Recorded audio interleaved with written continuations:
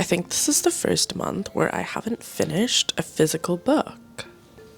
So here are all the books that I read in February of this year, and my honest reviews of them. The first one I want to talk about is called Blood over Brighthaven. So the story follows our main character Siona, who becomes the first woman to be entered into the High Magistry and to become a High Mage. When it comes time for her to get an assistant, which all High Mages get, they end up just giving her the janitor. The janitor ends up being this person called Tom, who came from over this magical border, and so he has quite a bit of knowledge of what it is to be on the other side of that magic, and together they start to uncover some pretty dark secrets of the High Magistry, and specifically about the magic system and how that magic works. I really enjoyed it. So this is a standalone fantasy that features a pretty strong female-male character, a really lovable and a really honest male main character, and the magic system is actually pretty unique. I would say it's very steampunk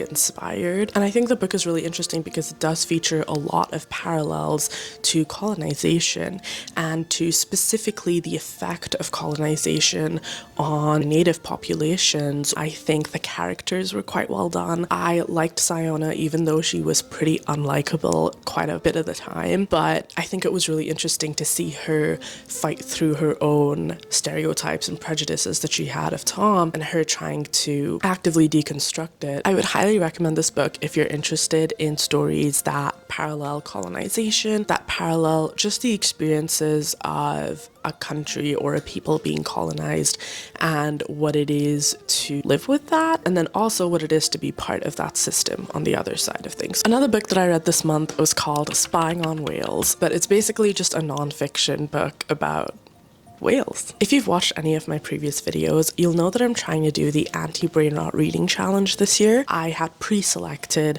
a bunch of books that I wanted to read over the course of the year, and Spying on Whales was one of those. So I was trying to learn more about the deep sea. Spying on Whales is really just this overarching history of whales, and it's written and told by a paleontologist who works at the Smithsonian. So really it just talks about a whole bunch of cool things about whales. It really covers their history, things like communication methods, things like what bones can tell you about whales. The book definitely focuses on the history of whales as opposed to how they function or how they live right now. And it obviously does touch on their future and just how the effect of humans on one, commercial whaling, and two, just climate in general, how that's definitely going to impact whales. So yeah, I thought it was an interesting read, and I now know a little bit more about whales, so there we go.